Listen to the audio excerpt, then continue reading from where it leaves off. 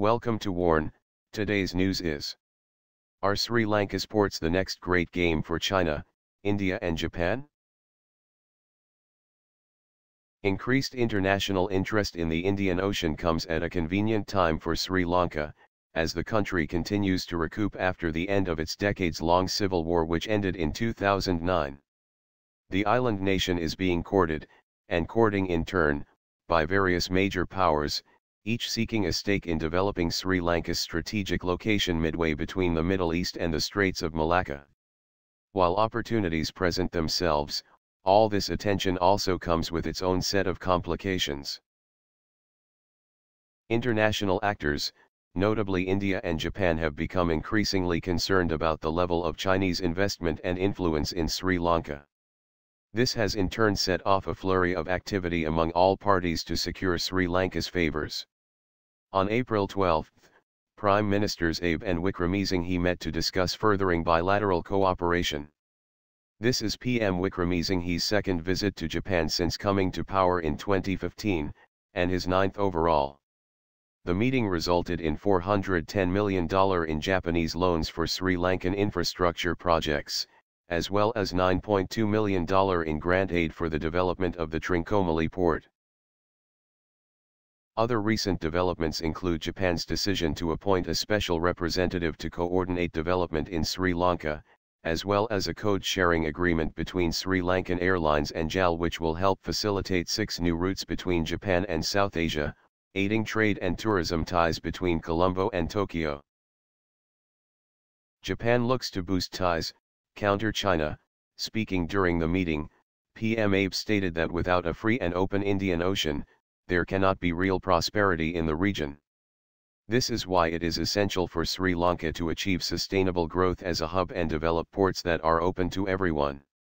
These comments came in the wake of Sri Lanka's assurance of its commitment to free navigation and the authority of the United Nations Convention of the Sea, UNCLOS. These statements bolster Japan's own focus on these issues, as well as mark out China, which has refused to abide by UNCLOS arbitration over the contested South China Sea. This also ties into greater Japanese concerns about China's increasing presence in the Indian Ocean, the main conduit for vital energy shipments from the Middle East to Japan. These fears had been heightened by the previous Sri Lankan administration's close ties to China. In his latest visit, PM Wickremesinghe is pitching Sri Lanka as a trade and finance hub, halfway between Doha and Singapore. To this end, Wickremesinghe wants Japan to use Sri Lanka as a hub for trade. We expect to deepen our existing FTA with India through the Economic and Technology Cooperation Agreement, expect to sign a FTA with Singapore and another with China. We also hope to talk to Japan, Indonesia and other ASEAN countries with regards to FTAs. Sri Lanka's efforts to seal an FTA with China were on display a week prior to PM Wickremesinghe's Japan visit, as China hastily sent high-ranking officials to balance the Prime Minister's visit to Tokyo. Chinese officials pledged to speed up negotiations on a bilateral FTA, as well as praised Sri Lanka as a key partner in China's 21st-century maritime Silk Road efforts. Due to the aforementioned plan, Sri Lanka is benefiting from increased Chinese attention, as well as from Abe's free and open Indo-Pacific strategy, and India's Look East policy.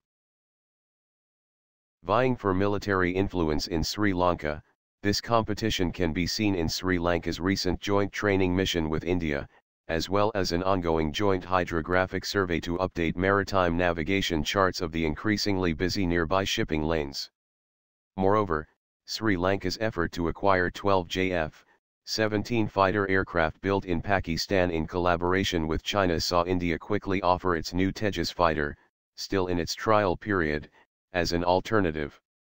China also provided Sri Lanka with a $11 million loan to buy an offshore patrol vessel in 2016, a purchase yet to be completed.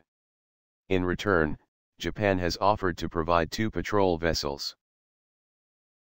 Efforts to vie for Sri Lankan military and geopolitical influence sees Japan, India and the US worried that China will use its foothold in the country to establish a military base, and/or use its majority-owned port facilities for military purposes. These concerns have in turn led PM Wickremesinghe to state that we want to ensure that we develop all our ports, and all these ports are used for commercial activity, transparent activity, and will not be available to anyone for any military activity. While this stance appears to be a victory for China hawks fearing Beijing's growing reach, the reality is more complex. Firstly, if Sri Lanka actually implements such a policy, it cannot make exceptions for the likes of the US without drawing the ire of other parties, notably China, especially given the economic clout which Beijing wields in the country. Consequently, even if no one can use Sri Lankan facilities, it means that China has still benefited by preventing access for potential rivals. As the regional newcomer, China has less to lose from such an arrangement than existing Indian Ocean powers such as the US and India, and to a lesser extent Japan. This effectively makes Sri Lanka a demilitarized zone, in turn negating the regional superiority enjoyed by the US and India. Mounting unrest over megaproject terms, this competition has also led each of these countries to invest in various Sri Lankan port facilities, with China focusing on Hambantota, India and Japan on Trincomalee, and the US in Jaffna. Former President Mahinda Rajapaksa even went so far as to publicly state that Sri Lanka plans to divvy up control of these ports accordingly. With economic growth the lowest in 3 years at 4.4% in 2016, Sri Lanka sorely needs foreign investment to boost its growth, yet this very scramble for Sri Lankan assets has created domestic problems of its own. Sri Lankans have protested what they consider to be unfair concessions by their government to foreign partners, especially with regards to infrastructure projects. One of these flashpoints are plans for majority Indian control over a jointly operated oil storage facility in Trincomalee. Another sticking point are efforts to extend Colombo port by 8 to 10 miles, making it the largest in the Indian Ocean, at the expense of surrounding land. The main focus of domestic anger, however, are Chinese plans for the extensive expansion of the Hambantota port and 15,000-acre Southern Industrial Zone Special Economic Zone. The $1.4 billion project is the single largest foreign direct investment in Sri Lanka, with an additional $13 billion expected from subsequent real estate development in the area. Part port, part new planned financial city, the project promises 83,000 jobs, yet has been delayed by violent protests and disagreements about share allocation.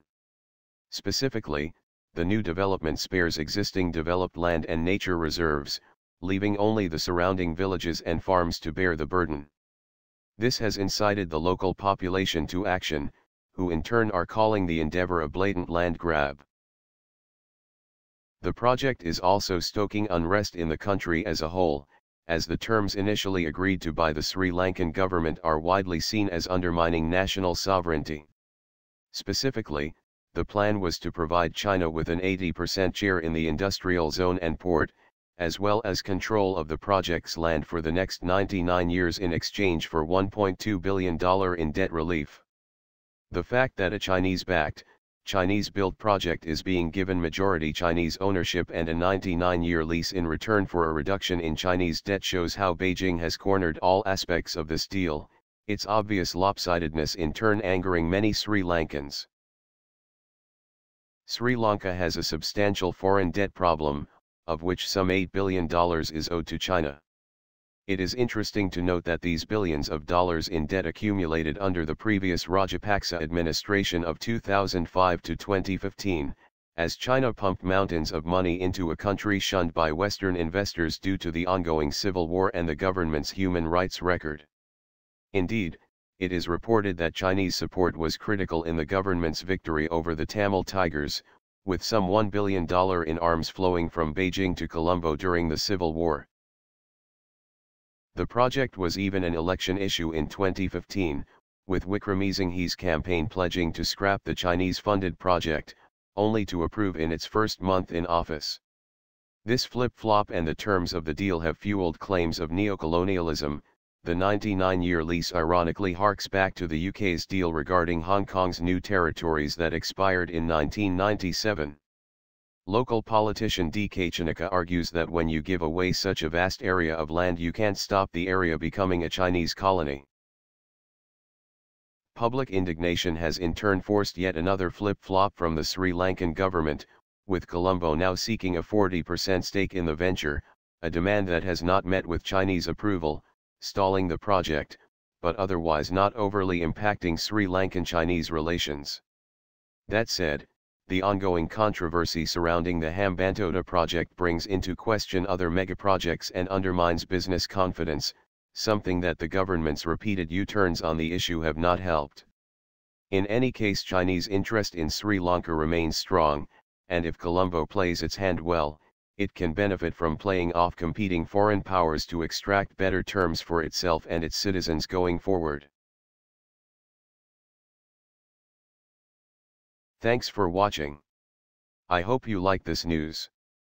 Please share your views in comment box. Please like and share this video. Press subscribe button and bell for auto update to you regarding my channel World Action and Reaction News. Warn.